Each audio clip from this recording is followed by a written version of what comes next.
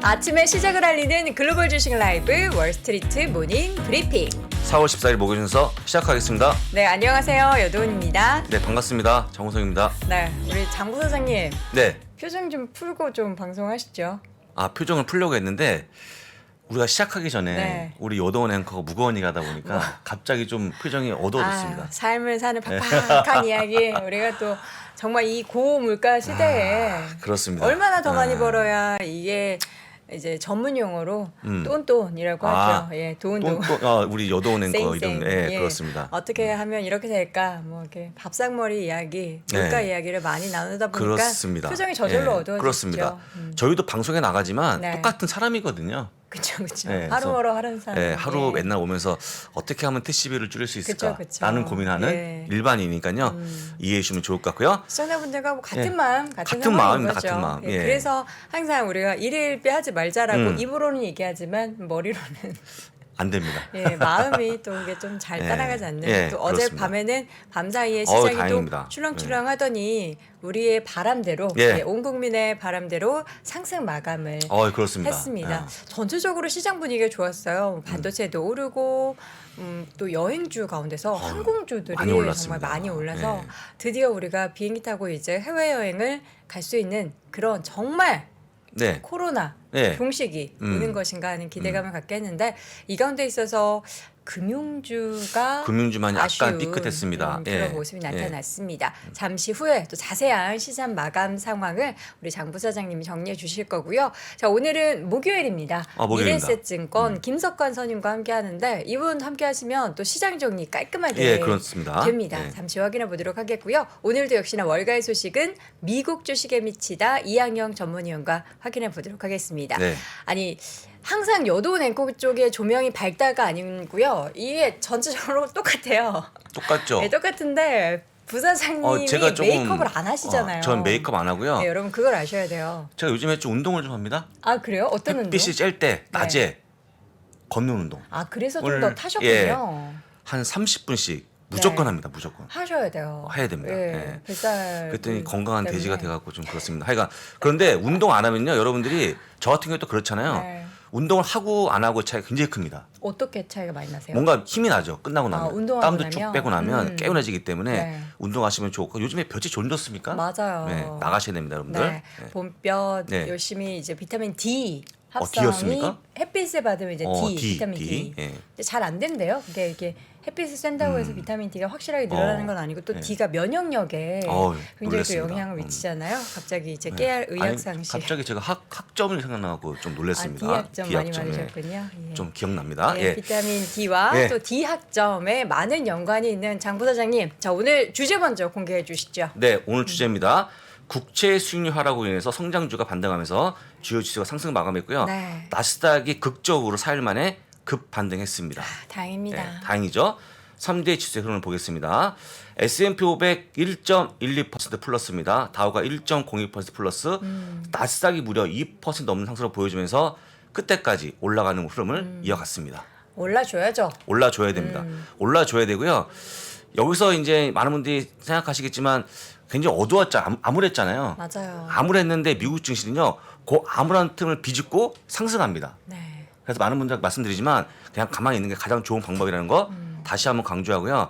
아마도 최근 느끼셨을 것 같아요. 그런 부분들을 말씀드립니다. 자, 이 가운데 있어서 예. 그동안 정말 가파르게 올랐던 10년 만기 국제 그렇습니다. 금리의 하락이 좀 나타났어요. 그렇습니다.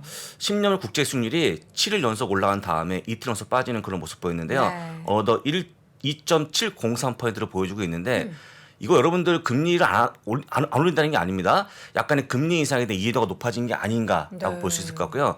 제가 보기에는 조만간 2.6도 보지 않을까 생각됩니다. 네. 예. 참, 전 채팅창 진짜 글 네. 하나하나 다 보잖아요. 네. 저런 댓글을 올려주시는 분들의 마음이 뭘까요? 어떤 주목받고 싶으신 것 같아요. 네. 이제 윤재원님이 조명발에도 못생겼다. 누굴 얘기하는지 모르겠어요. 네, 부사장님. 네, 저입니다. 저죠. 네, 전데 아유.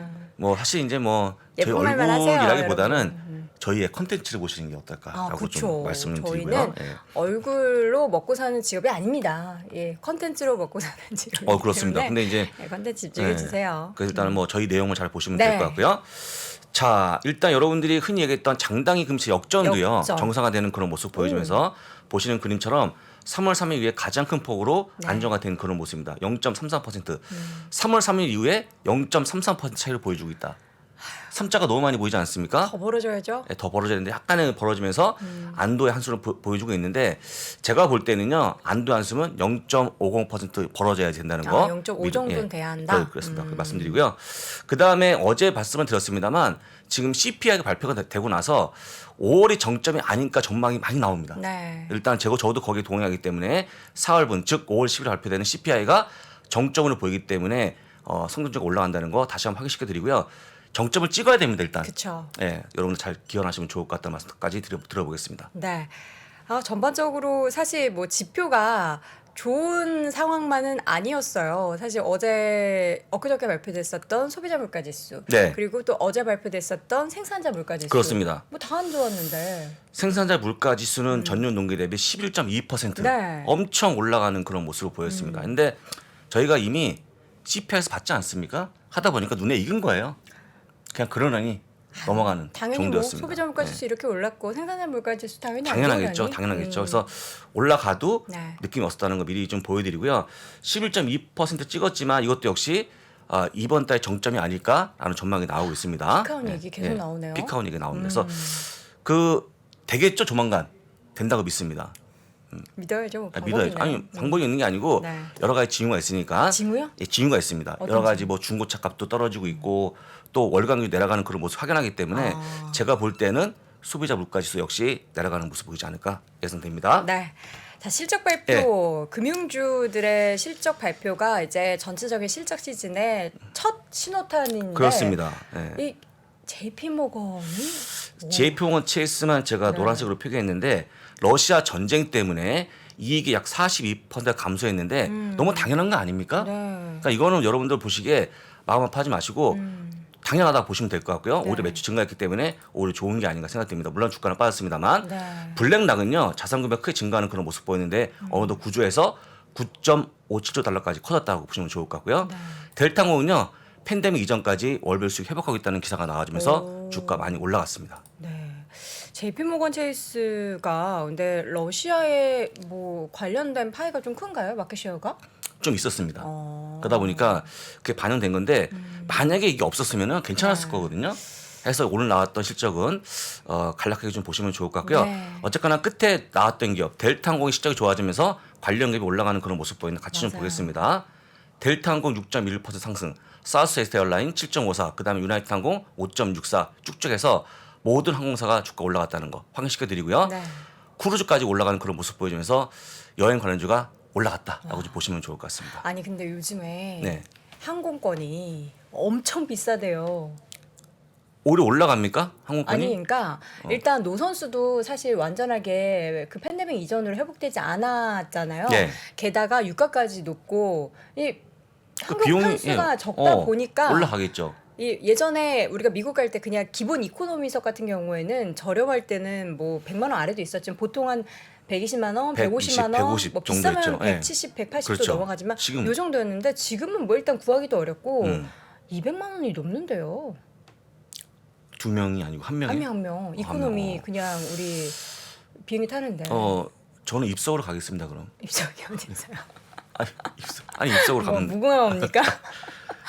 제 입석이 기원이죠. 없죠. 예, 기원입니다. 그래서 예. 이거 여행 가려고 해도 기본적으로 우리가 예전에 생각했었던 버짓이 있었잖아요. 그렇죠. 한 2배는 더 정말 이 인플레이션이 항공권에도 영향을 미치더라고요. 그런데 그렇게 올려도 가지 않습니까? 몰리고. 갈 수 있는 사람은 가죠. 근데 갈 수 있는 사람들이 많은 걸로. 그러니까 왜냐하면 못 갔기 때문에 네. 한 번 200만 원 딱 쓰는 거죠. 그동안 예, 이제 몇 예. 년 동안 못 그렇습니다. 갔으니까 예, 나는 그렇습니다. 쓴다. 예. 저는 거기에 찬성합니다. 동의하고요. 네. 동의 안 가고 싶다. 하십니까? 가고 가고 싶다라는 싶죠. 생각이 많이 들어요. 올해 계획이 있지 않습니까? 요도 앵커. 가도 됩니까? 안 됩니다. 예. 자, 그렇게 보시고요. 네. 반도체 업종에 대한 여러분들 질문이 아. 되게 많으신데 한번 짚고 넘어가겠습니다. 네. 반도체는요. 제가 보여드린 그림처럼 AMD의 목표 주가가 115에서 200까지 굉장히 벌어져 있습니다. 네. 엔비디아는요 210에서 400까지 벌어져 있다 보니까 지금 현재 주가 옆에 있지만 현재 주가가 이 안에 들어오면 좋은데 AM이 더 빠져 있지 않습니까? 해서 여러분들이 이거 보시면서 그냥 내가 믿으면 산다 음. 하시면 될 것 같고요. 목표 주가의 범위를 보시면서 최고 200까지 간다는 거 AMD 보시면 될 것 같고 엔비디아는 400까지 있다고 보시면 좋을 것 같습니다. 해서 워낙 반대 의견이 많다 보니까 여러분들 중심이 없으면 흔들리거든요. 진짜 엔비디아가 이제 어제 목표 주가 하향과 함께 주가가 좀 조정 보였잖아요. 시장 안 좋아서. 예. 근데 또 밤사이에는 목표 주가 상향 소식이 그렇습니다. 있어서 뱅크 예. 아메리카가 375를 제시했거든요. 네. 그러니까 여러분들이 자꾸 왔다 갔다 하거든요. 뭐 어디 우리가 중심을 잡으면은 그 뭐 평균 가격을 목표 주가로 생각을 해야 되나요? 평균 가격을 생각하셔야 되는데 네. 저는 개인적으로 AMD나 엔비디아 시장이 워낙 좋은 기업이기 때문에 상단을 잡으면 어떨까라고 저는 말씀드립니다. 상단이라 함은 AMD는 200, 200, 엔비디아는 400. 예, 가까이까지 잡으시면 어떨까? 왜냐하면 사실 이제 여기 나오는 것처럼 실적이 안 좋은데 잡지는 않거든요. 워낙 좋은 기업을 보여주고 있고, 근데 아직까지 검증이 안 됐습니다만 저는 개인적으로 실적이 잘 나올 것 같게 생각하기 그렇죠. 때문에 여러분들은 그냥 상단을 잡고 가시는 게 어떨까라고 말씀드리고요. 실적 나오는데 또 올라갈 수 있거든요. 네. 그래서 아래쪽보다는 위쪽을 보셔라라고 조언 드립니다. 알겠습니다. 이게 사실 이제 목표 주가라고 하는 거는 기본적으로 이제 뭐 매출 실적단 그리고 거기에 이제 뭔가 미래에 대한 부분이 이제 곱해지잖아요. 네. 각각 증권사들이 하우스 뷰가 좀 다를 수 있어요. 근데 반도체 섹터 같은 경우에는 우리가 뭐 AMD나 엔비디아를 좀 대표적으로 관련한 업황 쪽에서 보곤 하는데 일단 엔비디아는 젠슨 황이 이번에도 자신감이 자신감이 내비치는지. 있었습니다. 예, 네. 꼭 기억하시면 될 것 같고요. 여러분들이 미국 주식은 어쨌거나 약간의 좋은 관점으로 보시는 게 어떨까? 긍정적인 관점. 그게 제일 중요합니다. 열린음악. 부정적인 게 아닙니다. 알겠습니다. 자, 맵을 보도록 하죠. 자, 맵을 보겠습니다. 엔비디아 아까 말씀한 것처럼 오랜만에 또 투자기는 올라가는 그런 네. 모습 보였고요. 상승했습니다. 2번이 뭐냐면 에브비인데요. 에브비의 CEO가 사임합니다, 이번에. 오, 왜요? 왠지 모르죠.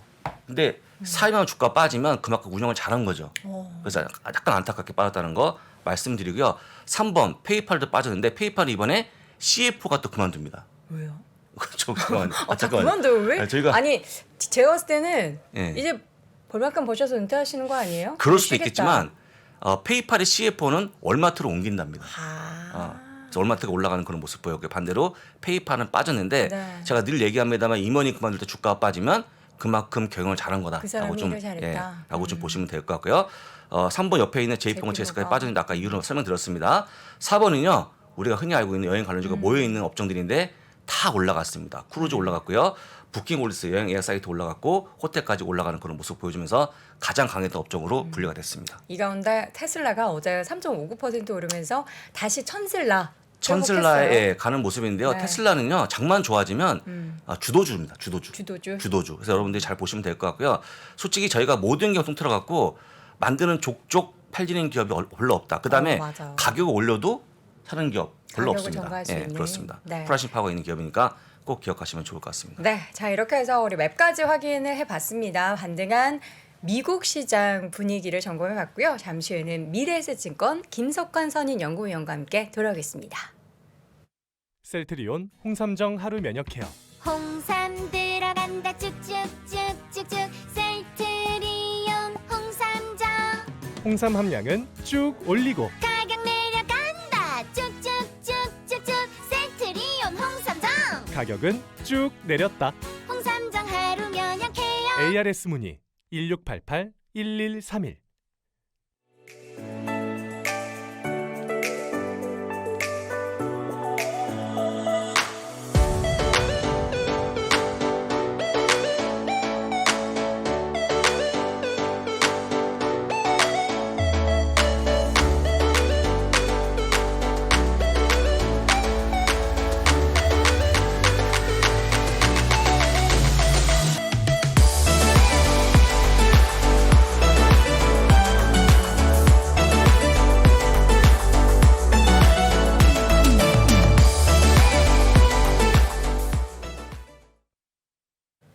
월스트리트 모닝 브리핑 함께하고 있습니다. 시장이 초록불이죠. 이제 미국 시장 초록불입니다. 기준으로 예. 초록불을 켜면 우리 시청자들 마음에도 시청자분들 마음에도 초록불이 켜지는 것 같아요. 그렇습니다. 푸릇푸릇하게 기분 좋은 이제 새벽을 보내고 계실 텐데 이분도 또 긍정의 에너지가 많은 분 아닙니까? 저는 개인적으로 이분은요. 항상 시장이 안 좋을 때만 나왔던 걸로 기억합니다. 저는. 안 좋을 때 나와서 어. 에너지를 뿜뿜 주고 가시죠. 그랬습니까? 네. 그랬는데 오늘은 좋았거든요. 네, 네. 한번 잘 이야기를 들어보면 좋을 것 같습니다. 알겠습니다. 네, 바로 소개하시죠. 위대스증권 네. 김석환 선임연구원 함께하도록 하겠습니다. 위원님 어서 어서 오십시오. 오세요. 안녕하세요. 반갑습니다. 네. 시장이 안 좋을 때 나와서도 네. 항상 씩씩하셨잖아요. 근데 오늘은 이제 그쵸? 시장이 더 좋기 때문에 더 에너지가 많으실 것 같아요. 그런가요? 에너지를 좀 드려야 될 텐데. 네. 그래서 항상 제가 앞에서 앞단에서 매크로 관련된 얘기를 좀 하다 보면 결론을 못 짓고 갈 때가 종종 있어서 네. 일단은 결론부터 오늘은 네, 오늘은 결론부터 말씀드리고 왜 그렇게 지금 생각을 하고 있는지. 네. 일단 결국에는 뭐 우리가 주식을 하잖아요. 네, 주식에 대한 비중의 확대를 조금씩 고민을 해봐도 될 것 네, 같다라고 하는 거고, 그런 측면에서 보면은 원화의 베이스보다는 달러 베이스로 가는 게 훨씬 더 나을 것 같다라고 말씀을 좀 드리고 싶습니다. 네. 미국 주식이 답이다. 그러네요. 그 말입니까? 그럼? 네. 그래서 미국 주식에 미쳐야. 네. 네, 그렇습니다. 이해하고 예, 예. 감사드리고요. 그래서 그럼 어디를 보는 게 좋을까? 네. 준비한 화면을 좀 보시면 뭐 지금 보고 있는 거는 여러분들께서 이제 장부사장님이 항상 보여주시는 피비즈 화면인데 이걸 최근 1개월 기준이에요. 자 보시면은 최근 1개월이 아니라 일주일 기준인데 크게 한 5개의 카테고리를 좀 나눠서 말씀을 좀 드리고 싶은 게 뭐냐면, 제가 그 작년부터 계속 말씀드렸던 부분 중에 하나가 뭐였냐면 올해 증시는 아무래도 변동성이 확대될 수밖에 없는 흐름으로 갈 거기 때문에 바벨 전략에 대해서, 그러니까 한쪽은 계속해서 좀 성장하는 쪽에 베팅을 한다라고 하면 다른 한쪽은 약간 방어적인 성격 또는 가치주의 성격 또는 인플레이션이라든지 통화 정책의 변경과 변화에 있어서 그게 대응할 수 있는 쪽에 관심을 갖고 있는 게 좋겠다라고 좀 말씀을 드렸던 것 같아요. 네. 자, 그래서 지금도 똑같습니다. 그 상황이 여전히 좀 유지가 되고 있는 상황이다라고 좀 보시면 될 것 같고, 네. 그런 측면에서 봤을 때 국내 투자자분들이 좋아하는 빅테크 중심의, 즉 저는 이 기업들은 좀 세상을 바꿔 수 있는 능력이 있는 혁신적인 리딩 컴퍼니라고 생각을 하거든요. 그래서 이런 기업들은 이미 포트에 잘 담겨져 있으니까 아까 얘기해 주셨던 것처럼 뭐 엔비디아나 이런 애들의 펀더멘털에 심각한 스크래치가 있느냐, 그런 거 아니잖아요. 그렇죠? 네, 그렇기 때문에 그런 부분들을 잘 고민해 보시면 좋을 것 같고, 아까 뭐 테슬라 관련해서 얘기해 주실 때도 가격 저항력이 없는 결정권. 회사이죠. 물론 있긴 하지만은 어쩔 수 없어요. 이미 바인딩 되어 있는 상황이기 때문에. 네. 그런 상황이기 때문에 그렇다라고 보면 될 것 같고, 그런 측면에서 최근에 이제 소비재 관련한 기업 중에 최근에 좀 그 로켓 이런 거 많이 쓰시죠? 로켓이요? 로켓 쿠팡. 배송. 네, 네. 많이 쓰죠. 저도 이제 거의 매일 쓰는데 6월부터 네. 이제 이용료가 올라가요. 올라간다고. 원래 2,900원이었나요? 2,900원이었죠. 4,900원 4,900원. 정도. 엄청 오르는데요? 근데 자, 원래 얼마나 기존 이 많은 사용자가 이용할까요? 뭐 대부분 대한민국 국민 거의 부장님 댁에서 이용하시나요? 네, 이용하죠. 당연히 다 이용하죠. 한 개씩은 아이디 있으실 것 그렇죠. 같아요. 그래서 보면은 작년에 한 번 최소 쿠팡을 통해서 한 번 그 구입을 했던 사람들이 한 네. 1,800만 명 정도 된다고 하고요. 800만 명. 네, 근데 정기적으로 사고 있는 사람들의 그러니까 구독자는 한 900만 명 정도 된다고 하거든요. 900만 명. 오. 네, 근데 이 가격 정책은 지난해부터 좀 바꾸긴 했어요. 네, 그 12월부터 이제 신규 네. 가입자 한해서 바꿨고, 네, 네. 이제 기존 기존 가입자도 이제 가입자도. 6월부터 바뀐다고 하거든요. 그럼 여기에 대해서 한번 계산기를 두드려 보실 수가 있겠죠. 네. 그러니까 제가 드리고 싶은 말씀은 뭐냐면, 지금 우리가 이 방금 말씀드린 이 기업들, 세상을 바꾸는 이런 리딩 컴퍼니에 대해서는 이미 바인딩이 되어 있다라고 하는 거예요. 그래서 그 기업들의 어떤 정책, 물론 가격적인 측면이든 어떤 부분에서 변화가 있을 때 당연히 기업 입장에서는 기업의 유리한 방향으로 바꾸겠죠. 그렇죠. 네, 그런 측면에서 봤을 때 우리는 좀 저항감이 덜할 수밖에 없다라고 그렇죠. 생각이 되고, 아무래도 이제 시장이 좀 변동이 확대되고 이런 상황이다 보면 안정적인 수익을 좀 창출 원하시는 분들이 있어요. 네. 그런 측면에서는 이제 배당 매력이 있는 기업들에 대한 관심이 2번. 가져보시면 좋을 것 같다라고 생각이 되고요. 또 하나는 저평가되어 있는, 팬데믹 국면에서 특히 작년 이후에 상당히 저평가되어 있지만 우리의 삶과 같이 할 수밖에 없는 섹터, 제가 종종 말씀드렸던 헬스케어에 대한 부분들은 계속 관심 있게 보시면 좋을 것 같고 이게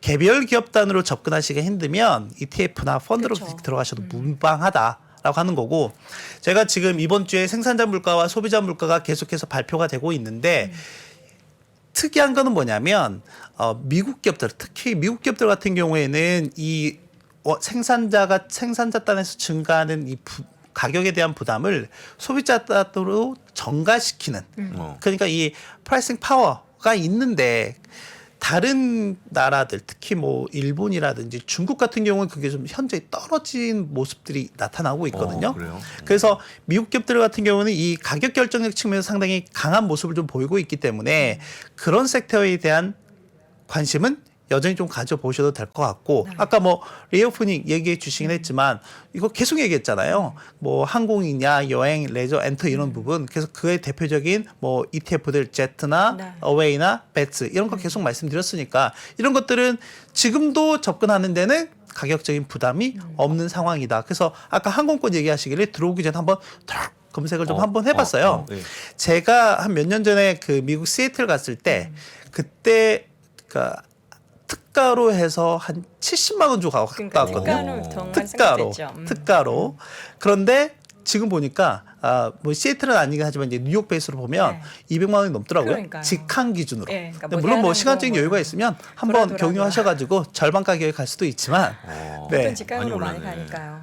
네. 그래서 이제 궁금한 거는 운임도 오르긴 했지만 운임보다는 전 유료 할증료가 궁금했거든요. 네. 얼마나 좀 차지하나. 네. 전체 200만 원 중에서 한 그 40만 원 정도가 유료 할증료가 되더라고요. 많이 올랐죠. 근데 예전에 비하면 그렇게 높지는 않은 것 같기는 해요. 네.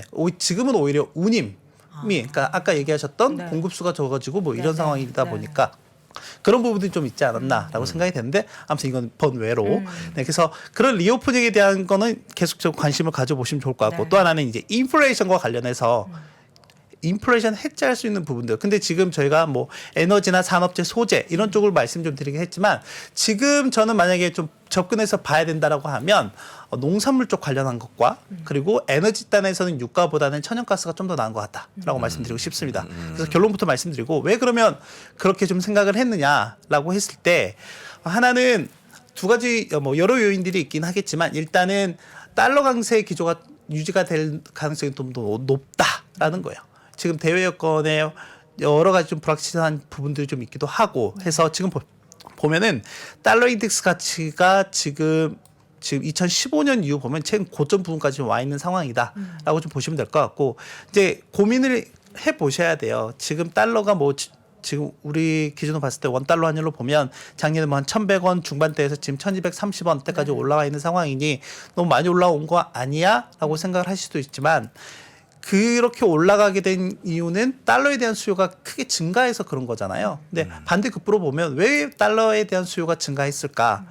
너무 시장이 불확실하니까. 그럼 어떤 부분들이 좀 불확실하게 하고 있는 걸까? 그리고 그게 증시에 어떻게 영향을 미쳤을까라고 봤을 때 이 환율에 올라가는 폭과 만약에 내가 투자하고 싶은 미국 기업이 있다라고 하면 그 기업들의 주가 하락폭, 펀더멘털은 뭐 상관이 없는데 하락폭을 감안했을 때 저는 이게 더 훨씬 더 업사이드가 크다라고 보거든요.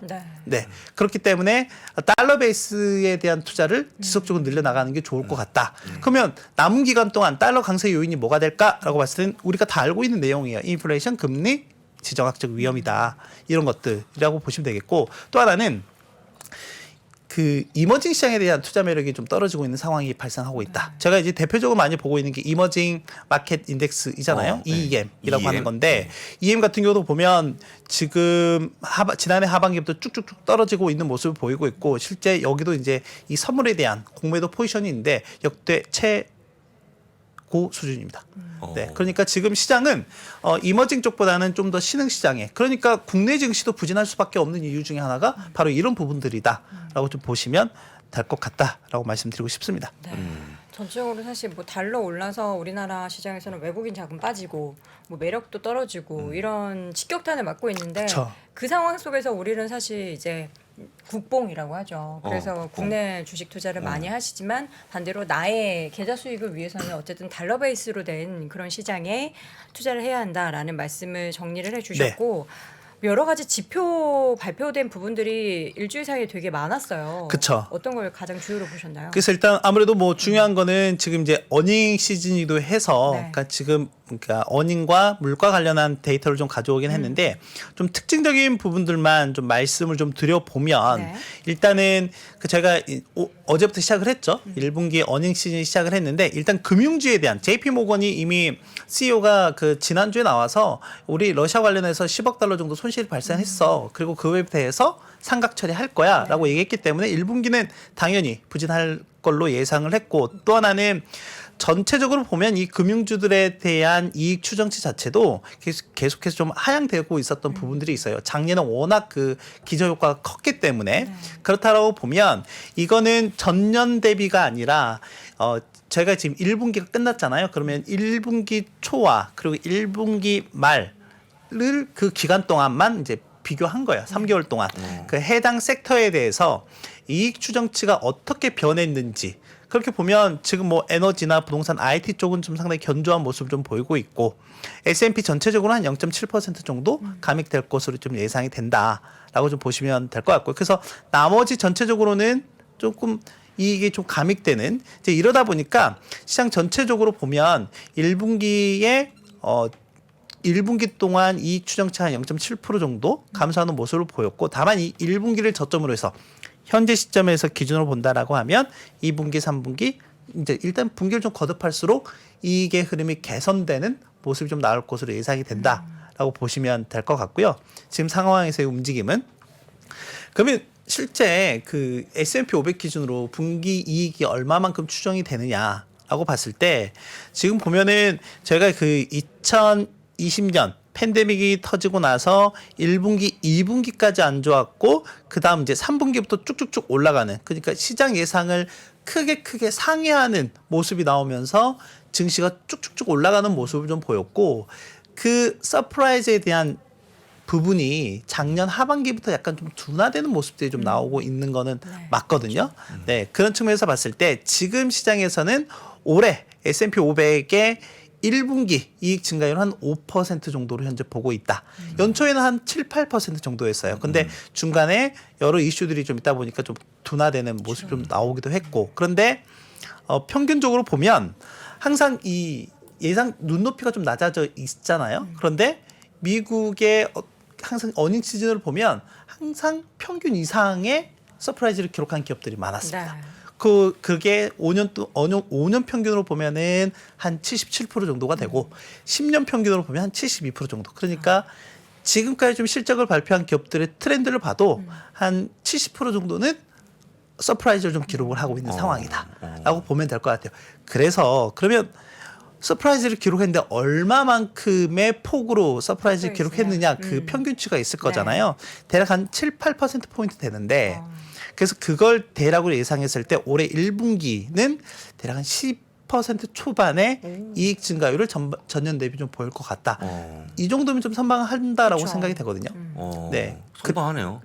선방하지 않을까라고 좀 생각이 되고 그래서 이제 이번 주 금융주는 일단 뭐 안 좋을 걸로 예상을 했기 때문에 안 좋아질 거 예상했지만 더 안 좋아지기만 하면 돼요. 네. 시장 예상보다 더 안 좋아지기만 하면 될 것 같고 그럼 이제 나머지 아까 보셨던 빅테크나 이런 기업들의 실적 움직임이 중요할 것 같고 또 하나는 실적도 실적이지만 그 실적 발표 이후에 하는 컨퍼런스 콜 그러니까 그 자리에서 올해 사업 전망에 대해서 특히 이 인플레이션이라고 하는 부분이라든지 또는 대외적인 그 지정학적 이슈나 이런 부분들에 대해서 어떤 코멘트를 남기는지가 제가 봤을 땐 시장에 좀 더 민감하게 받아들일 수 있다. 그래서 그 부분도 좀 같이 체크를 꼭 하실 필요가 있다라고 말씀드리고 싶습니다. 근데 1분기는 약간 슬로우한데 네. 2분기, 3분기, 4분기를 갈수록 점점 더 올라가는 그런 모습이 보이지 않을까 싶어갖고 혹시 그 시간 지나면서 올라가는 거에는 동의하십니까? 네, 일단 전망치 자체는 좀 네, 그렇죠. 전반적으로 좀 네. 그런 상황이고 네. 또 하나는 그 지금 저희가 계속 얘기하고 있는 게 향후에 뭐 경기 침체, 경기 둔화 이런 부분에 대해서 좀 얘기를 하고 있긴 하지만 제가 지난주에도 와서 말씀드리긴 했지만 지금 장단기 금리차 정상화될 된다라고 말씀을 지난주에 드렸었고 거기 이제 그 이후에 진행이 됐었죠. 네, 이제 정상화됐어요. 그런 상황이고 그러면 나머지 부분들 미국의 고용이나 이런 부분들은 여전히 견조한 모습을 좀 보이고 있기 때문에 소비에 대한 부분들도 여전히 견조한 흐름을 보일 가능성이 높다라고 하는 거고 또 하나는 이제 뭐 지난해까지는 우리가 팬데믹으로 좀 갇혀 있다 보니까 서비스보다는 상품에 대한 이런 수요가 상당히 강했다라고 하면 앞으로는 방금 아까 얘기했던 저희가 뭐 항공이나 또 이 레저 이런 부분에 대한 서비스 수요도 좀 강하게 좀 늘어날 여지가 있기 때문에 이 상품에 대한 수요가 서비스 수요로 상쇄되는 부분이 좀 있을 거다라고 좀 생각을 하고 있어서 그런 기업들 중심으로 또는 산업을 중심으로 보셔도 나쁘지 않을 것 같다라고 생각하고 있습니다. 요소를 그냥 이렇게 좀 분해해서 뜯어보면은 매력적인 부분들이 되게 많아요. 근데 많죠. 이제 시장 전체에 뭔가 이제 안개를 드리워지게 만드는 뭐 금리 인상이라든가 뭐 양적 긴축이라든가 뭐 이런 것들 그리고 또 지정학적 리스크라든가 이런 큰 게 있어서 우리가 안개 속에서 잘 안 보일 뿐이지 그 거치고 나서 가까이 보면은 매력적인 섹터 종목들이 굉장히 많단 말이죠. 그렇죠. 네. 근데 전체 시장 그러니까 우리가 특히나 최근에 이제 인플레이션 관련한 뭐 소비자 물가지수, 생산자 물가지수 내용을 보면은 뭐 피크아웃 얘기도 있지만 네. 별로 안 좋은 얘기들이 너무나 많아서 네. 제 심리는 아직 좀 이렇게 위축되어 있는 상태거든요. 뭐 일단 이제 그럴 수밖에 없는 상황이 네. 지금 워낙 대외적으로 여러 여건들이 불확실한 상황이기 그쵸. 때문에 그렇고 그 중에 이제 가장 대표적인 게 각국의 이제 중앙은행들이 워낙 또 가파르게 네. 하려고 하고 있죠. 그 긴축 정책으로 전환을 하고 있는 상황이다 보니까 그래서 준비한 화면을 보면 어제 이제 뉴질랜드 같은 경우에도 50bp로 올렸거든요. 네, 거의 뭐 2010년 이후에 처음으로 네, 올리긴 했는데 지금 이 그림은 뭐냐면 일단 올해까지 우리가 잘 알고 있지 않은 네, 그런 나라들이긴 하지만 뭐 멕시코 같은 경우에도 50pp 올렸고요. 남미 나라들은 대부분 다 최소 한 차례 이상 올해 다 50pp 이상 올렸고 러시아는 한 번에 10% 포인트 넘게 올리기도 했었잖아요. 지금 이 노란색은 올해 최소 한 차례 이상의 50bp의 기준금리를 인상했던 나라들. 그리고 이제 우리가 알고 있는 뭐 캐나다 같은 경우도 최근에 했고 뉴질랜드 같은 경우도 이제 50bp 인상을 했고 이제 우리나라도 이제 50bp 인상을 해야 되냐 말아야 되냐 뭐 이런 얘기까지 오늘 또 마침 금통위가 있습니다. 하는 총재 이제 부재한 상황에서 열리는 이제 금통위이긴 하지만 뭐 아무튼 물가에 대해서 좀 심각하게 많은 고민들 좀 하고 있는 것 같다. 그런데 이제 한 가지 좀 고민을 해보셔야 되는 게 뭐냐면 이제 어제 그 소비자 물가 지수가 이제 발표가 되면서 헤드라인 지표는 상당히 좀 세게 나오긴 했지만 저희가 이제 전년 대비가 아니라 전월 대비로 봤을 때 피크아웃 하는 게 아니냐에 대한 얘기가 나왔던 거거든요.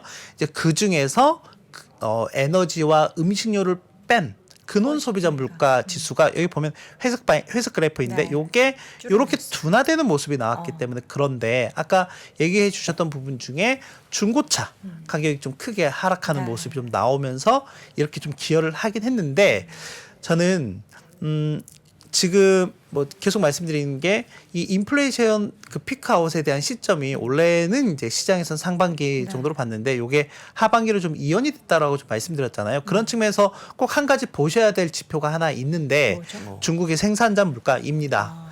중국의 생산자 물가가 최근에 이제 4개월 연속 둔화되는 모습을 좀 보이긴 했는데 이 생산자 물가에 선행하는 중국 그 제조업 구매 관리자 지수 내에 구매 물가 지수가 있거든요. 네. 이게 이쪽 오른쪽에 검정색인데 요게 2월 3월 급격하게 올라오는 모습을 보였어요. 이게 떨어져야 되는데 왜 올라? 올라왔습니다. 그래서 요걸 좀 봐야 돼요. 그래서 만약에 중국의 PPI가 좀 올라오는 모습을 좀 보이면 실제 제가 이 데이터를 올 연초까지 보여드리면서 어떤 얘기를 했냐면 이게 시차를 두고 이제 반영이 되다 보니까 그 시차가 평균적으로 한 3개월에서 6개월 정도거든요. 그러면은 올 상반기에는 피크아웃 한다라고 말씀을 드렸는데 이게 지금 만약에 그러면 이제 이 흐름대로라면 이제 꺾이는 모습이 나오게 될 텐데 그게 아니라 지금 요게 올라와 있는 상황이고 또 하나는 이제 시티 인플레이션 서프라이즈 인덱스가 있는데 요게 미국 같은 경우는 작년부터 계속 줄어드는 모습이 나왔고 중국도 이제 작년 하반기부터 급격하게 줄어드는 모습이 나왔는데 요게 이제 올해 반등이 나왔어요. 올라왔네요. 네, 그래서 그럼 이건 어떤 요인들이 있을까라고 봤을 때 일단은 뭐 지정적 이슈가 좀 가장 큰 것 같고요. 그에 따라서 수입 물가 가격 자체가 크게 올라가는 모습들이 있었고 이제 두 번째 같은 경우에는 그 중국 내 제로 코로나 정책 때문에 그렇다. 그래서 셧다운 지금 3월 중순부터 상해 같은 경우가 지금 계속 락다운에 들어가다 네. 보니까 그로 인해서 또 하나는 이제 글로벌 물가를 자극하는 그 요인으로 또 작용을 하고 있는 부분들이 있거든요. 왜냐하면 이거는 공급망을 직접적으로 건드린 요인들이 좀 있기 때문에 그래서 향후에 좀 보실 때 이 부분은 좀 꼭 체크를 하시자라고 말씀드리고 싶어요. 갑자기 표정들이 아, 그러니까 우리 아니 중국이 조금 나아져야 중국 상황이 조금 나아져야 전체적으로 맞습니다. 이게 안정이 될 텐데 다시 한번 중국이 문을 아예 닫아버리면서 이게 다시 미국으로 영향을 미치고 이러면은 이제 인플레이션이 금방 꺾이기는 쉽지 않다라는 결론을 내릴 수 있는 거잖아요. 그래서 한번 체크를 하자. 네, 아, 요걸 체크하자. 체크를 하자. 꼭 체크를 하자. 표정이 암울해지는 저희 변화를 느끼실 수 있으셨을 겁니다. 실적 부분에 있어서는 이러다가 물가 네. 어느 쪽에 그러면 우리가 더 포커싱을 둬야 해요? 이거 똑같이 이렇게 저렇게 올라가면 뭐 당국자들이 발을 동동거리지 않겠어요? 그렇죠. 네, 그러면 뭐라도 하겠죠. 그 일단 중국이 제로 코로나 정책을 포기하는 게 답입니다. 포기할까요? 글쎄요. 네, 글쎄요. 근데 그렇게 강력하게, 처음부터 그 제로 코로나를 워낙 고수를 했기 네네. 때문에 그 쉽게 놓지는 못하겠지만 그쵸. 쉽게 놓지는 못하겠지만 뭐 정치적인 부분들일 수도 있긴 네네. 하겠지만 그렇지 않으면 역풍 맞을 수도 있지 않을까. 네. 제가 종종 나와서 그 중동의 아랍의 봄 얘기를 해드렸잖아요. 그 시작이 되게 미세하게 시작을 했어요. 미세하게.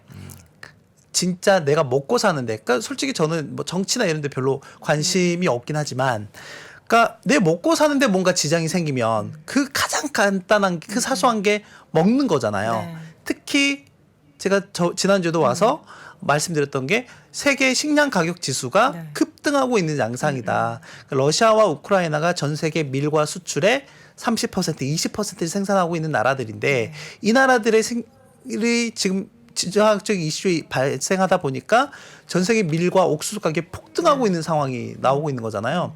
그러면은 연쇄적으로 뭐 우리나라는 그렇게 크게 부담이 안 되겠지만 중동이나 아프리카 같은 나라들은 특히 밀과 옥수수에 대한 수요가 큰 나라들은 직접적인 타격을 받을 수밖에 없다라는 거거든요. 그런 작은 데서 시작을 해서 크게 소요 사태가 발생했고 뭐 20년, 30년 독재를 하던 그런 정치를 하던 정치자들도 흔들리죠. 한 방에 그냥 날아갔잖아요. 네, 너희 정치 그렇게 하는 건 상관없는데 내 먹고 사는데 지장만 없게 해줘야 된다라는 거잖아요. 그래서 세계은행이라든지 IMF가 최근에 경고하고 있는 부분이 바로 이런 부분입니다. 그러니까 선진국 내에서의 발생한 이런 물가나 통화 정책의 이슈 뭐 이런 것들도 있지만 당장 내년에 개발도상국에서 발생할 수 있는 이런 소요 사태들 에 대해서 계속 우려를 하고 있다. 그래서 최근에 3월 말에 이집트 같은 경우에는 IMF에다가 긴급 재정 지원을 신청을 했어요. 네. 그리고 지금 세계은행에서는 한 10여 개 국가들이 지금 그 후보군에 올라와 있다라고 얘기한 부분들이거든요. 그래서 저는 최근에 그 미국의 단기 금리가 또 어떻게 또 이렇게 연결이 되지만 단기 금리가 올라올 수밖에 없었던 심리적인 요인 중에 이러한 부분들도 있다라고 좀 생각이 돼요. 네. 길게 보면 내년이 더 어려울 것 같다는 생각이 그래서 좀 하나 보여드릴까요? 들어요. 어제 그 지난주에 장 부사장님께서 한번 보여드렸던 네. 장표 있었잖아요. 미국의 경기 침체 확률 얼마나 될 것 같아요? 네, 올해보다는 내년이 더 높다. 네, 라고 생각이 되고요. 그러면 지금 이제 그 뱅크 오브 아메리카에서 전 세계 글로벌 펀드 매니저들 대상으로 설문조사를 합니다. 매월. 테일 리스크가 시장에서 예상치 못했던 위험으로 인해서 시장이 확 변동성이 커지는 우리가 뭐 경험을 여러 차례 했긴 했지만 뭐가 될 것 같아요? 라고 하면 이제 글로벌 경기 침체를 작년 3분기, 4분기 때는 인플레이션 또는 스태그플레이션이 많이 올라왔었거든요. 근데 지금은 글로벌 경기 침체, 맥파적 중앙은행, 인플레이션 이거 다 똑같은 얘기잖아요. 거기다가 러시아 우크라이나 전쟁 이거 다 똑같은 얘기잖아요. 지금. 결은 다 같기 때문에 이 여기에 대한 비중이 상당히 좀 큰 상황이다라고 보면 될 것 같아요. 네. 경기 침체. 그러니까 우리가 늘 얘기하잖아요. 경기가 매일 좋을 수만은 없다. 이렇게 순환을 하고 어쨌든 침체 국면이 도래하곤 하는데 우리가 또 그때는 어떻게 우리가 자산을 잘 운용을 해야 되는지 그 방법을 연구하는 수밖에 없을 것 같아요. 미리. 그렇습니다. 좀. 예, 그렇죠. 알겠습니다. 그래서- 밝은 이야기를 시작했다가 어떻게 끝나는 것 같은. 그래서 마지막으로 한 가지만. 뭐 좋은 그래서 거 좀 얘기해 주세요. 페드 풋에 대해서도 한번 기대를 해봐도 될까? 너무 시기상조이긴 하지만, 너무 시기상조이긴 하지만 올해는 일단 인플레이션을 잡기 위해서 아주 빡세게 한번 연준이 굴린 다음에 지금 내년 연말 이렇게 전망치가 이렇게 되잖아요. 근데 이렇게까지 갈 수 있을지에 대해서는 누구도 예측을 못하긴 하겠지만 일단 올해는 좀 빡세게 할 거예요. 빡세게 할 거고 거기에 대해 대비를 좀 하시고. 근데 저희가 내년 이후부터는 만약에 지금 실제로 방금 말씀드렸던 부분들이 현실화되는 모습들이 나타나게 된다라고 하면 연준도 그렇게 못할 거란 말이죠. 네. 그 1980년, 70년대 말에서 80년대 그 미국의 그 초인플레 상황에서도 폴 볼커라고 하는 연준 의장이 기준금리를 5%에서 20%까지 확 올려가지고 인플레이션 잡고 난 다음에 경기 침체가 아주 빡세게 왔거든요. 그러면서 금리를 뚝 떨어뜨렸거든요. 그런 것처럼 지금 제가 만약에 이렇게 된다면 올해 이후에는 만약 그런 상황까지 되게 된다고 하면 계속 얘기하는 그 페드의 완화적인 좀 의지 뭐 또는 정책의 변경 즉 우리가 이걸로 흔히 페드 풋 이렇게 얘기하잖아요. 그래서 그런 부분들도 있을 수도 있다. 근데 그게 지금 현재 이 금리 전망에 반영이 되어 있는 부분들이 있거든요. 근데 이게 만약에 올해는 이렇게 가지만 내년에도 이렇게 가라는 법은 없으니까 그래서 이런 부분들도 같이 좀 체크하시면 뭐 여러분들께서 직접 못 하시니까 제가 중간중간 해드리도록 하겠습니다. 알겠습니다. 자, 정말 들여다 놨다 하는 이슈들이 너무 많아가지고 이제 다음 주에는 또 어떤 이야기를 들고 오실지가 네. 기대 반 걱정 반입니다. 그동안 계속 기대했는데 이제 걱정도 좀 해야 될 것 같습니다. 지금까지 미래에셋증권 김석관 선임연구위원 함께했습니다. 위원님 고맙습니다. 감사합니다. 우크라이나의 인도적 위기 상황은 매우 심각합니다. 악화되는 무력 충돌로 수백만 명이 극심한 고통과 어려움을 겪고 있습니다. 인도적 지원을 통해 수많은 사람들의 생명을 살릴 수 있도록 우크라이나 긴급지원 모금에 함께해 주세요. 대한적십자사 홈페이지에서 참여하실 수 있습니다.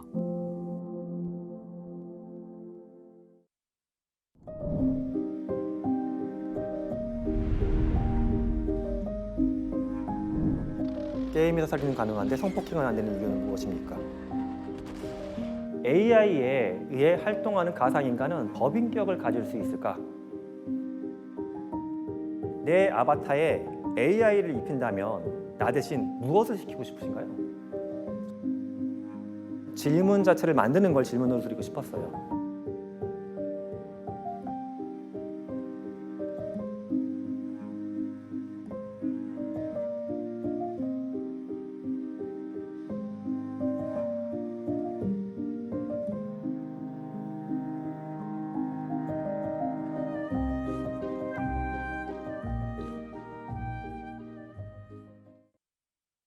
이거 뭔가 싶어서 이렇게 네, 집중해서 보게 봤습니다. 되는 예. 그런 광고였는데 위즈덤 퀄리지 네. 이 내용 중에 일부를 여러분께 보여드렸습니다. 자세한 사항은 3프로TV 앱이나 또 3프로TV 저희 영상 하단에 있는 URL 클릭하시면 확인해 보실 수가 있습니다. 자, 이번에는 미국 주식에 미치다 이항영 전문위원 함께하도록 하죠. 어서 오세요. 어서 오십시오. 네, 안녕하세요. 네, 이항입니다. 반갑습니다. 네. 드디어 실적 시즌이 개막을 했고요. 네네. 근데 별로 안 좋았는데 시장은 반등했어요. 그래도 두 분 표정이 이렇게 좋고 또 부사장의 얼굴은 네. 특히 너무 얼굴이 너무 화난데요 지금요? 제가요? 네. 좀 어둡게 좀 조명 좀.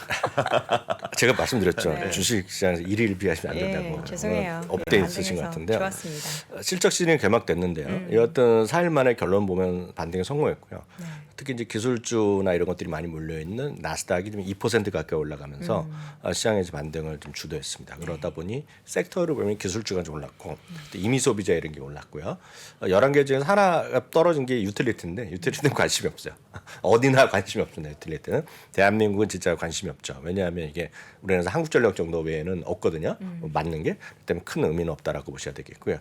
오늘 실적 이제 주요 기업이 한 4개 발표했어요. JP 모건, 블랙락, 페스널 그리고 델타 항공 이 정도인데요. 실적 자체는 괜찮았어요. 실적 자체 괜찮았다는데 그에 대한 평가 약간 엇갈렸겠는데요. 일단 JP 모건이 가장 중요하죠. JP 모건 오늘 결론을 보면 떨어졌어요. 0.1% 하락했고요. 블랙락도 좀 떨어지는 모습이었고요. 페스널은 잘 모르시지만 페스널은 이름은 이제 페스트지만 심벌은 페스널은 산업용 부품 이런 게 조달하는 쪽입니다. 그래서 산업재라고 속해면 되겠는데 하여튼 페스널 같은 경우가 오늘 좀 반등하는 모습이었고요. 델타 항공이 좀 많이 올랐습니다. JP 모건은 뭐 주가보다는 제이미 다이먼 회장의 멘트가 더 중요한데요. 결론은 이겁니다. 미국 경제에 대한 리세션의 우려를 경고한 거. 그게 이제 핵심이 되겠고요. 분명히 2분기, 3분기까지 현재 진행은 아주 좋다는 얘기죠. 다만 몇 가지가 겹쳐 있는데 러시아 우크라이나 전쟁 그리고 인플레이션 그리고 연준의 적극적인 행보 이런 것들이 어우러지면 잘못하면 이제 영어식으로 표현하면 스톰 클라우드가 있다. 그 먹구름이 저 바다에서 몰려오고 있다는 얘기인데 문제는 먹구름은 사라질 수도 있잖아요. 그런 표현을 정확히 썼습니다. 그래서 사라질 수도 있지만 그런 것들이 한꺼번에 몰려오면 위기가 닥칠 수도 있다. 그러니까 위기가 닥치는 거를 은행의 입장에서는 어떻게 하겠습니까? 은행의 입장에서 보면 좀 그 재무적으로 말씀드리면 쉽게 얘기해서 대손 충당을 쌓아야 되거든요. 혹시라도 돈을 빌려간 사람이 돈을 못 갚고 부도가 날까 봐. 그래서 이제 당연히 2020년에 팬데믹 때 엄청 쌓았다가 작년에는 한 5억 달러 정도를 50억 달러 이제 풀었어요. 근데 오늘은 다시 9억 달러를 추가적으로 걷다 돈을 넣었거든요. 바로 그런 부분은 뭔가 대비하자는 관점에서 오늘 얘기를 했다. 다만 주가는 어찌됐건 약간 경고의 목소리를 내니까 일단 주가는 3% 떨어지면서 아쉽게도 연중 최저까지 흘러나면서 은행지 오늘 전체적인 분위기를 싸게 만든 것이 오늘 전체적인 팩트가 되겠고요. 또 하나는 제가 어저께도 그 많은 분들이 그 얘기하다 보니까 뭐 PBJ도 얘기하시고 PEJ 얘기했는데 그 얘기하다 보니까 또 좀 이걸 좀 준비하는 게 될 것 같아요. 오늘 좀 준비해봤는데요. 운이 좋아서 그런지 오늘 델타 항공이 실적을 발표했는데요. 6%나 오늘 급등했어요. 델타 항공 올라가다 보니까 뭐 이런 거 다 올라가는 거죠. 그렇죠. 아메리칸 항공도 10% 올라갔습니다. 사실 아메리칸 항공은 실적은 아직이지만 이미 어저께 1분기에 가이던스를 크게 올려놨어요. 그러면서 아메리칸 10% 이상으로서 어저께 오늘 급하게 올랐고요. 익스피디아는 전 세계에서 여러분들이 아시는 웬만한 그 여행 사이트, 그러니까 예약 사이트에 전 세계에 거의 2개가 갖고 있는데 그중에 더 많이 갖고 있는 게 익스피디아 그리고 부킹 홀더입니다. 그래서 한국 사람 배우가 선전하더라도 알고 보면 두 회사 중에 하나일 가능성이 큽니다. 그래서 우리가 보는 모두 투어, 하나 투어 정도 제외하고 네이버에 광고 나오고 이런 것들은 거의 다 이들 익스피디아 아니면 부킹 홀딩스예요. 심지어는 상장된 것도 몇 개 있는데 그 뭐 그런 것들 중에도 지분이 막 들어가 있어요. 그래서 중국의 뭐 트립닷컴인가 뭐 그런 것도 막 부킹 홀딩스가 지분이 좀 들어가 있을 겁니다. 그래서 그런 것들이 여하튼 다 엮여 있는데 하여튼 여행주가 다 오늘 상당히 좋았어요. 특히 오늘 델타 항공 같은 경우는 무슨 얘기를 했냐면 지금은 이제 적자거든요. 적자를 발표했는데 2분기에는 흑자 전환을 자신했거든요. 그러니까 그런 것들이 오늘 전체적으로 올려놨는데 문제는 이제 카니발 같은 경우도 한 5% 정도 올라가면서 여행주가 다 올라갔는데 문제는 다 이거 아닙니까? 이거 진짜 되겠느냐? 가겠냐는 건데 고기 관련된 뉴스로 오늘 기사 제목이랑 그림만 보여드리면 딱 이해가 될 것 같아요.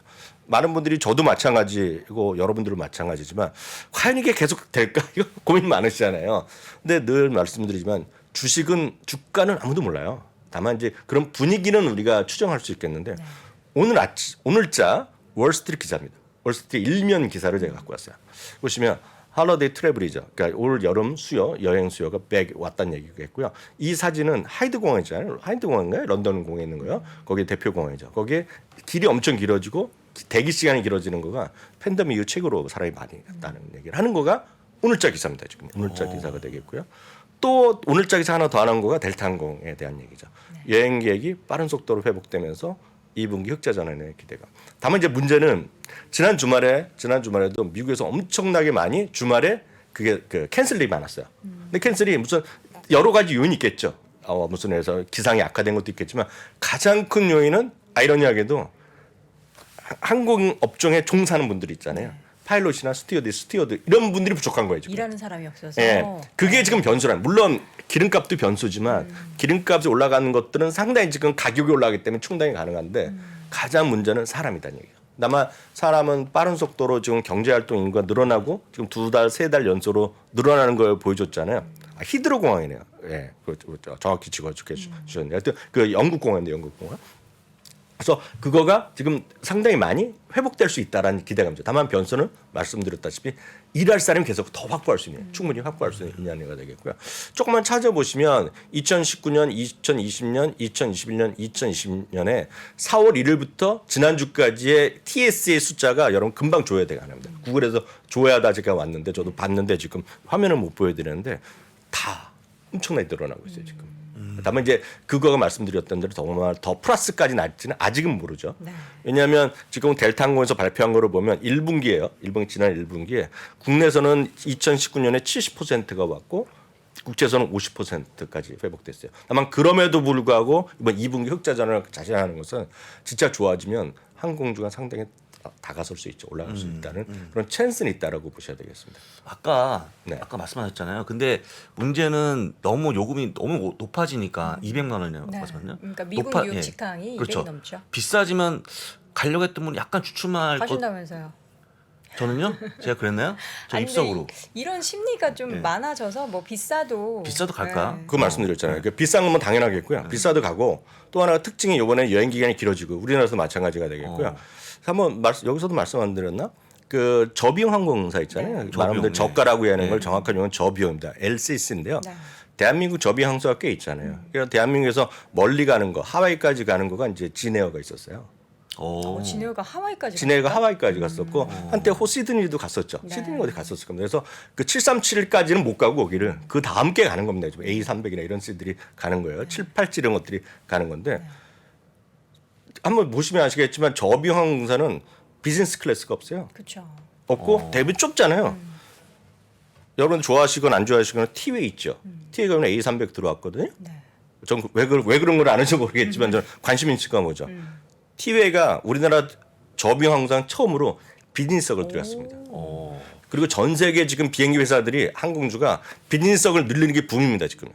왜냐하면 사람들이 더 편하게 보복 소비가 나오는 거죠. 저만 하더라도 조금 더 멀리 그런 마음이 없어요. 이제 조금 더 편하게 하고 싶거든요. 딱 그런 느낌 같은 느낌이 지금 와 있다라고 보셔야 되겠고요. 하나 더 말씀드리면 그래서 이제 많은 분들이 항공주는 저는 개인적으로 선호하는 게 없다고 분명히 말씀드렸지만 그걸 보시는 분은 제트란 것들 부사장님 좋아하시겠고요. 저는 개인적으로 제일 선호하는 게 이겁니다. 저는요. 어웨이입니다. 어웨이. 저는요. 저는 이제 테크나 여행 관련된 그런 기술주 앱이나 이런 것들 하는 거 있죠. 우버나 이런 것들이 다 포함된 거 저는 이제 선호하는데 문제는 이런 걸 보여드리면 이거 물리잖아요. 아이고 올라가시다 뭐 얘기하는데 뭐 각자 판단하시면 되겠어요. 근데 제가 어저께 PBJ를 얘기 나와갖고 봤더니 PBJ도 마찬가지 여행으로 분류될 수 있거든요. 먹고 마시는 거니까. PBJ가 저도 오늘 깜짝 놀랐어요. 어저께 얘기나고 PBJ라고 말씀드렸는데 보진 않았는데 이게 사상체육관을 가고 있어요. 물론 이거 뭐 꼭 여행이랑 상관없더라도 여기는 먹고 마시는 게 다 들어가는데 여기서 말씀드린 거가 저는 전혀 그 살 마음도 없지만 알려만 드린 거 있죠. 디아지오 기억나세요? 데킬라요. 그러니까 많이 떨어졌어요. 제가 말한 대로 많이 떨어졌는데 그게 다 회복되면서 지난달에 엄청 올랐어요. 디아지오가. 그리고 또 하나가 혹시 아시는 분 계시겠지만 디코이 와인이라고 아시는 분 계실 것 같은데 여기요. 디코와인? 디코이 와인 하면 와인 하시는 분 아세요? 네. 아시는 분 하면 캘리포니아 와인으로 유명한 네. 디코이 와인이 있고 뭐 나름 가격도 비싸지 않은데 디코이 와인이라고 있어요. 근데 작년에 상장됐거든요. 근데 그 미국에서 캘리포니아에서 유명한 그 와이너리 단지가 네파 지역이 있습니다. 네파. NAP거든요. 네, 네파. 심벌이 네파입니다. 네파. 그래요? 그것도 상장 대비 주가 떨어져 있는데 최근에 많이 올라가고 있어요. 그게 바로 지금 시장의 흐름이다라고 보셔야 될 것 같습니다. 그래서 제가 드리는 말씀이 IT만 너무 보지 마시고 딴 쪽도 좀 보시면서 여러분들 포트폴리오를 풍족하게. 다만 이런 것들이 계속 못 올라갑니다. IT 올라가기 시작하면 이런 확 또 죽을 수밖에 없는데 중요한 건 포트폴리오다. 이렇게 말씀드립니다. 뭐 나오잖아요. 디코이 와인 맛있다. 막 이런 아시는 분인 것이거든요. 근데 쉽게 생각하면 될 것 같아요. 제 기준으로 봤을 때는 뭐 여행을 예약하고 가는 것보다 일단 이제 뭐 좀 팬데믹이 끝나고 하면은 일단 어디 바를 가거나 친구들이랑 뭐 젊은 친구들은 클럽에 가거나 백 바라고 말씀드렸잖아요. 네, 뭐 예.